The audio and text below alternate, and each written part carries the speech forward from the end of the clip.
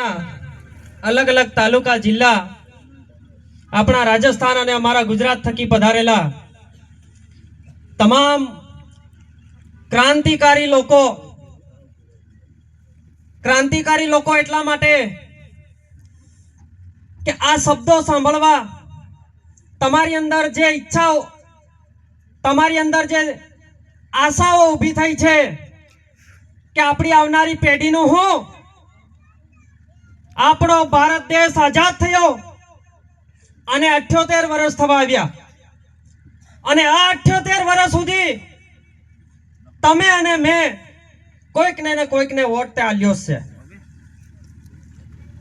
આ 78 વર્ષ સુધી વોટ આલવા છતાં આ ભારતનો આદિવાસી, આ ભારતનો મૂળ બીજ, આ ભારતનો મૂળ માલિક એ દિવસે દિવસે ખરાબ પરિસ્થિતિમાંથી પસાર થઈ રહ્યો છે અને એના કારણે આ પરિસ્થિતિ ઊભી થઈ, આ પરિસ્થિતિમાંથી ઉગારવા માટે, સમાજને, અસ્તિત્વને, લડાઈ માટે, સમાજના હક અધિકારોને બચાવવા માટે અને જે નથી મળ્યું તેને લેવા માટે આજે આપણે આ ભારત આદિવાસી પાર્ટીનું નામાંકન અને એનું નવેસરથી નવો જુમલો જગાડવો પડ્યો। તમે ઇતિહાસ જોઈ લો, ઇતિહાસની અંદર જ્યારે આપણો ભારત દેશ આઝાદ નહોતો થયો, આપણા ભારતની અંદર આઝાદી નામની કોઈને ખબર નહોતી, એના ઘણા વર્ષો પહેલા આપણો આદિવાસી સમાજ અંગ્રેજોની સામે ભીડીને બેઠો હતો અને ત્યારે આઝાદી પહેલા આપણી ઘણી બધી લડાઈઓ લડાઈ છે અને એ દરેક લડાઈમાં આજે જેને આપણે ભીલ પ્રદેશ તરીકે ઓળખીએ છીએ એવો ભીલ કન્ટ્રીનો નકશો લઈ લીધો તો આ અંગ્રેજો જોડે। તો આ ભાજપ કોંગ્રેસે નવું બચ્ચું પેદા કર્યું એ આમ આદમીને આ મંચ ઉપરથી કહેવા માંગો કે અંગ્રેજોને ઊભી ચડીએ બગાડ્યા તો તમે કઈ ખેતની મૂડી છો? અંગ્રેજોને ઊભી પૂછડીએ બગાડ્યા આદિવાસીઓ તો તમે કઈ ઓલાદ છો ભાઈ? તમે કયા એજન્ડાઓ લઈને આવ્યા છો અમારી ઉપર? 78 વર્ષ થયો તેમ છતાં આજે ઇતિહાસમાં આપણે આદિવાસીઓનો ઇતિહાસ બનાવવામાં નથી આવતો। જલિયાવાલા કાંડ બનાવવામાં આવે, બીજા ઇતિહાસ બનાવવામાં આવે અને આપણો માનગઢનો ઇતિહાસ થોડાક વર્ષથી બનાવવામાં આવે, એ બી આપણે જાગૃત થઈ ગયા પછી। તો પૂછવા માંગુ હું આ ભાજપ અને કોંગ્રેસના નેતાઓને કે ભાઈ 78 વર્ષ સુધી તમે અમારો ઇતિહાસ કેમ ઉજાગર નહીં કર્યો? સૌથી પહેલી વાત કે આપણા માલિકાના અધિકાર, જળ જંગલના અધિકાર,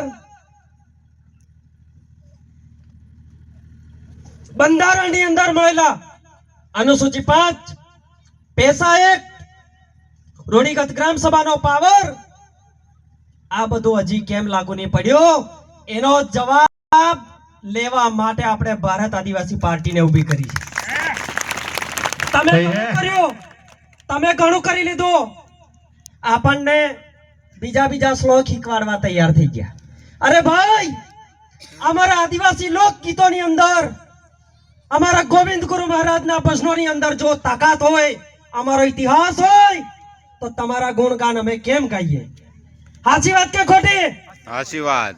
આજે દરેક જગ્યાએ જઈને જોઈ લો તમે, આજ લોકો આ ભાજપ અને કોંગ્રેસના દલાલો જોહારનો વિરોધ કરતા હતા, એક દિવસ કરતા હતા ને, આજે એમનો હોય એનો ભાઈનો ગળોબા તારીઓ બોલે જ જાય જોહાર, એમ બોલે કે નહીં બોલે?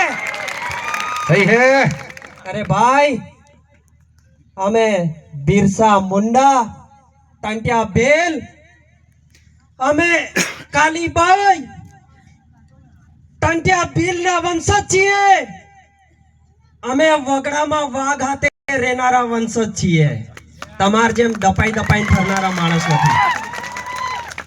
ગુજરાત થકી અહીં મારે આવવું પડ્યો, હું ખરેખર ભીલ પ્રદેશનો જ ગણાવ કે, પણ આજે ગુજરાતનું એમ કેમ બોલવું પડે? કેમ કે આ ભાજપ અને કોંગ્રેસે આપણને બોર્ડરોથી અલગ કરી દીધા કે તમે ગુજરાતમાં રહો અને તમો રાજસ્થાનમાં રહો, તમો મધ્યપ્રદેશમાં રહો। એવું કેમ કરવામાં આવ્યું એનું કારણ બી આપણને હવે ખબર પડે છે. જો અંગ્રેજોને ઊભી પૂંછડીએ બગાડ્યા હોય તો આપણાથી આ આદિવાસીઓ પર રાજ થાય ને. આ તો બહુ ખતરનાક લડાયક કોમ હે. તો હવે શું કરવું જોઈએ? તો એક કામ કરજે, આપણે એના અલગ અલગ પ્રદેશમાં વાંટ દો, અલગ અલગ જગ્યાએ વાંચી દો, એટલે તમારી ને મારી જે એકતા હતી, તમારી ને મારી જે તાકાત હતી એ વેર વિખેર થઈ ગઈ. થઈ કે નથી થઈ?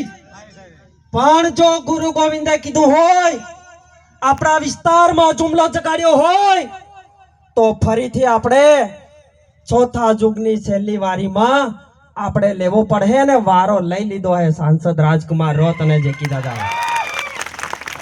આપણા દાદાએ કીધું તેમ કે માથું અને પોસડું, માથું નીકળી ગયું ને પોસડું કાઢવાની તૈયારી.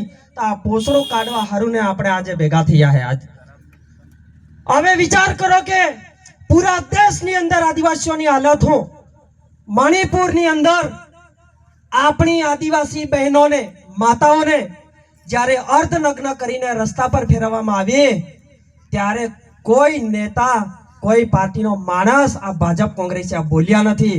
કેમ નથી બોલ્યા? આ જવાબ લેવાનો સમય આવી ગયો છે. આજે આપણે 78 વર્ષ સુધી જે લોકોને વોટ આપ્યો એ લોકોએ આપણા માટે શું કર્યું? આપણે ગામને નિહાળો દેખો, વરહાદની અંદર એની છતમાં પાણી ટપકે. તો આ લોકોએ કેવો વિકાસ કર્યો? અને આપણા જે નેતાઓ બીજી પાર્ટીઓની અંદર જે ગુલામી કરી રહ્યા છે એ ગુલામોને સુધારવા માટે ભારત આદિવાસી પાર્ટીનું ગઠન થયું છે. આ વસ્તુ તમારે યાદ રાખવાની છે. કેટલાક લોકો આપણા સમાજને ગુમરાહ કરવાનું કામ કરે છે, આપણને મિશનરીઓ સાથે સરખાવે છે, આપણને બીજા સંપ્રદાયમાં નાખી દે છે. પણ યાદ રાખજો દલાલો, હવે આ શેર જાગી ગયા છે અને હવે તમને છોડવાના નથી. અને હવે તમને બોસ્ટિયા ખાડમાં બરોબરની વારી મળવાની છે. કેમ કે હવે ભીલ પ્રદેશનું જનજાગરણ ખતરનાક રીતે ચાલી રહ્યું છે. આપણો મૂળ ઉદ્દેશ, આપણને જનગણનામાં અમારો આદિવાસીઓનો પણ એક આદિવાસી કોલમ ઉમેરાય કે નહીં ઉમેરાય? ઉમેરાવવું જોઈએ. કેમ કે સવાલ તમારા ને મારા અસ્તિત્વનો છે, આપણી આવનારી પેઢીઓનો છે. તમે વિચાર કરો કે અહીંયા કોઈ કેનાલ બને છે, આ કેનાલનું કામ શરૂ થયું તો કોઈને પૂછવામાં આવ્યું ખરું? કોઈ ગામના પ્રતિનિધિ કે કોઈ ગામના આગેવાનને પૂછવામાં આવ્યું ખરું? એનો મતલબ કે ડાયરેક્ટલી આપણી જળ જંગલ જમીન હડપવાનું કામ આ લોકો કરી રહ્યા છે. અને તેની અંદર 78 વર્ષના તમારા મારા ભાઈ બેટા, કાકા બાબા બજિયારના નામે સરપંચાઈ કરે એવા શબ્દ નહીં બોલવા માંગતો, સમજી જાઓ. એવા ગુલામો આજે પાર્ટીઓના હાથા બનીને બેઠા છે. તો એમને આ મંચ ઉપરથી ચેલેન્જ આપું છું કે હવે તમને લાત મારીને ખુરશી પરથી પાડી દેવામાં આવશે. અને આ ખુરશીઓ જાગૃત યુવાનો, સમાજની વિચારધારા વાળા યુવાનો, ભીલ પ્રદેશને સમર્થન કરે તેવા યુવાનોને સોંપવામાં આવશે. આ તમે લખી રાખજો. વધારે સમય ન લેતા, હજી પણ ઘણા સવાલો ઉપસ્થિત છે આપણી સામે. આપણું જળ જંગલ જમીન લૂંટાઈ ગયું છે. તમે વિચાર કરો, ડેમ બનાવવામાં આવે તો આદિવાસીઓનો વિસ્તાર, નેશનલ હાઈવે કાઢવામાં આવે તો આદિવાસીઓનો વિસ્તાર. એટલે વિકાસ કરવા માટે તમે અમારો વિનાશ કર્યો. આપણે આખા ગામોને ગામો વિસ્થાપિત થઈ ગયા.